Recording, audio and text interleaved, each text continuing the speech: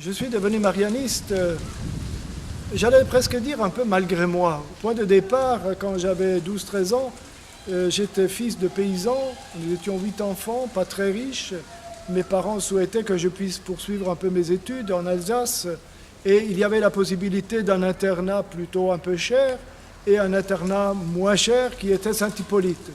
Il y avait quand même aussi un cousin à moi qui avait déjà été dans cette maison de Saint-Hippolyte. Et franchement, je n'avais pas trop envie d'aller à Saint-Hippolyte parce que j'y avais fait une visite et j'avais vu que la maison était plutôt pas très jojo.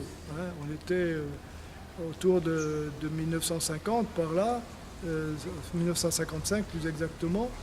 Donc voilà.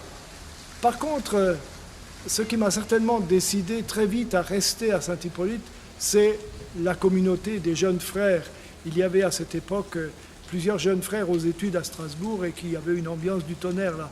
Et puis j'ai beaucoup aimé tout de suite l'environnement de Saint-Hippolyte, les grands jeux dans la forêt, dans la montagne du Haut-Königsbourg, etc. Mais il y avait aussi quelque chose de plus spirituel quand même.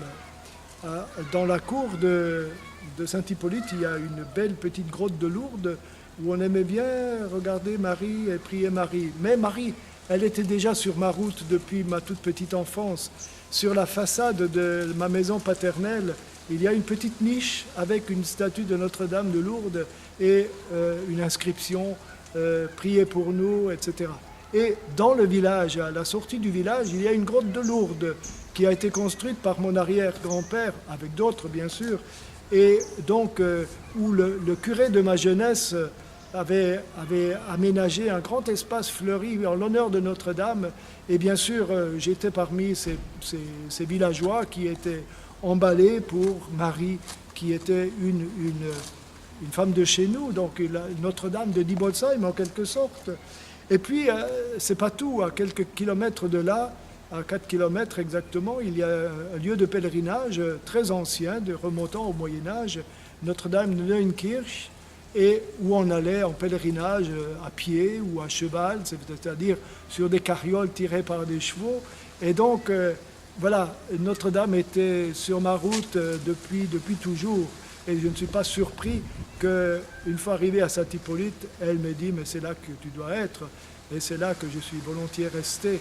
Quand je suis revenu en vacances pour la première fois à Noël, après le premier trimestre à Saint-Hippolyte, c'était gagné, je ne voulais plus revenir en arrière. Et après coup, je dois dire que je ne me suis jamais plus posé la question du oui ou non. C'était plutôt en termes de est-ce que j'aurais par hasard des raisons de ne pas continuer dans la même direction. Et avec l'aide de mes accompagnateurs spirituels, ça a toujours été, tu n'as qu'à continuer. Et voilà, jusqu'aujourd'hui.